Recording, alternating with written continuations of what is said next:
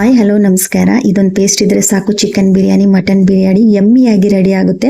ಒಂದು ಕುಕ್ಕರಲ್ಲಿ ಆಯಿಲ್ ಹಾಕ್ಕೊಂಡಿದ್ದೀನಿ, ಸ್ವಲ್ಪ ಪಲಾವ್ ಎಲೆ, ಕಸೂರಿ ಮೇಥಿ, ಈರುಳ್ಳಿ, ಸಾಲ್ಟು, ಟೊಮೊಟೊ, ಅರಿಶಿನ ಪೌಡರ್ ಹಾಕಿ ಸಾಫ್ಟ್ ಆಗೋವರೆಗೂ ಫ್ರೈ ಮಾಡ್ಕೊಳ್ಬೇಕು.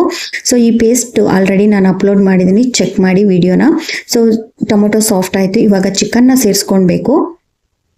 ಚಿಕನ್ ನೀಟಾಗಿ ಮೇಲೆ ಆಯಿಲ್ ತೇಲ್ ಬರಬೇಕು. ನಾನಿವಾಗ ರೈಸ್ ಬಂದು ಸೋನಾ ಮಸೂರಿ ಬಾಸ್ಮತಿ ರೈಸ್ ಎರಡನ್ನೂ ಕೂಡ ಸೇರಿಸ್ಕೊಂಡು ಇವತ್ತು ಬಿರಿಯಾನಿ ಮಾಡ್ತಾ ಇದ್ದೀನಿ. ತುಂಬ ಚೆನ್ನಾಗಿರುತ್ತೆ, ಒಂದ್ಸತಿ ಟ್ರೈ ಮಾಡಿ.